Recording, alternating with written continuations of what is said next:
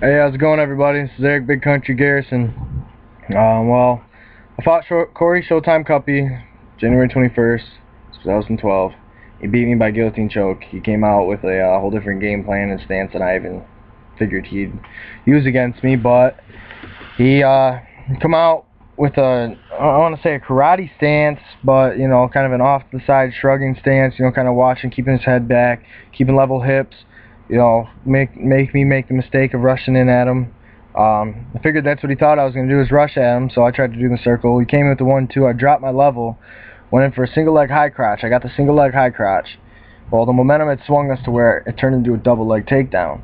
And he had already locked in the guillotine really, really deep on me, had a shotgun grip, and pulled guard before we even hit the ground. The only thing I could do, from there, after the way momentum had taken us, was the only thing I could do was slam. So I brought down the big slam, and it loosened it up a little bit, and I tried stacking out, and it didn't work. He popped his hips, and I'm not a person to tap, so I told him, in the guard, I don't remember if he heard me or not, but I told him in the guard, you're gonna have to put me to sleep, and I went to sleep. There's no shame in losing to a guy like Corey, and we're amateurs. We want to go pro, but this is the time for learning. It's a learning experience, and I learned a lot in that fight, especially thinking I had the best wrestling in the North, and to an extent I do, but you can never be undertrained or overtrained, and you just got to expect the worst in every fight, and just got to expect anything to happen from any point in any position.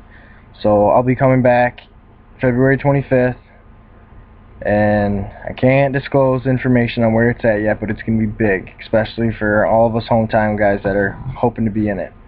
We got me versus Jacob Sunshine Swizer. Me and him go back to where we were supposed to fight last April or May, I believe it was, at the Ramada in Grayling.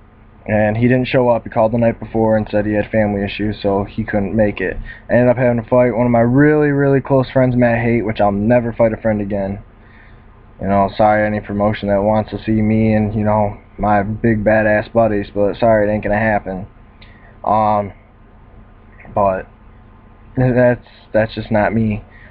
Who else we got? We got Jeremiah Hibbler and Tim Garrow. Tim is also another good friend of mine. Jeremiah is one of my closest friends. Jeremiah trains with me, helps me get ready for all my fights. He's a very, very strong guy. He's 4-0. He's 4-0-1, I should say, in total combined record. He just had a draw with Travis Chappelle in their cuddle match.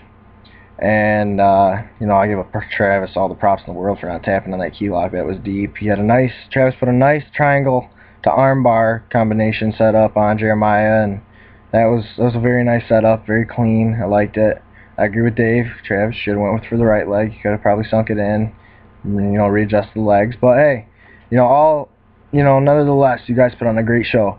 Tim Garrow's a very, very explosive guy, very strong, but I feel in this fight, if I had to give any type of prediction, I feel, 3-rounder coming on, but cardio is going to come into play. So if they train hard enough, I say it's a 3-rounder, but these two are evenly matched up. Jeremiah is 6'2", pushing 6'3", and Tim Garrow, I believe, was 5'8". So there's going to be a definitive reach advantage there. So let's just expect a good, clean fight. I expect both those guys are going to come out ready. So, they'll give it all they got. And then we got the big one, Levi Kincaid versus Mitch Duco. Hopefully this card can for sure happen. We're hoping it all comes together. As of right now, it's hypothetical. But Mitch is a very outstanding fighter, very smart guy, a very good friend of mine too. We have a lot of respect that we share for each other. I'm pretty close to his family too. I talk to him on all the shows, and we talk on the Facebook and all that. They're really good people. So I know Mitch comes from a great background as well. As you look at the kid, and he's a beast. So I don't know too much about Levi Kincaid, but hopefully these two have a great matchup, and we'll see the results. February 25th. So what else we got on there? Zach McGrath versus Conrad Laux for the NWK World Cuddle Championship. Conrad's the defending champion. He beat Travis Chappelle with a heel hook, I believe it was, back in Grayling. That was a fun one to watch. Zach McGrath is the NWK heavyweight champion, and Conrad Laux is the NWK Cuddle Champion, also known as Submission Champion. This should be a fun one to watch. They're both very talented guys. They both know their submissions real well. I know Zach's going to be coming out, real hard. I know Conrad's always pushing for a fun match. They're both really easygoing guys, and they're both real good friends of mine. They should have a good matchup. That should be real fun to watch, real entertaining, especially see like a 80-pound difference in the two, so it'll be fun. We got Justin Grant Mercer versus Devin Ritchie. Devin Ritchie's a very tough kid. I know he gassed out against, was it Justin Garinger and Grayling. That was a very good matchup to watch. Justin, he showed his composure and his cardio real well. What's his name? Devin Ritchie took him down, and Justin then went to go pull guard, and when Justin pulled guard, he ended up being stacked and up on his head.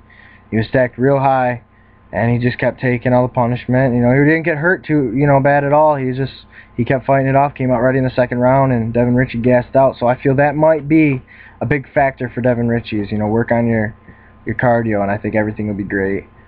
Justin Grant Mercer, he's a tank. The kid's always coming out looking better and better. I mean, he's got, great chokes. He's real good stand-up, real resilient. He can take punishment. He's very confident. A confident fighter is a dangerous fighter.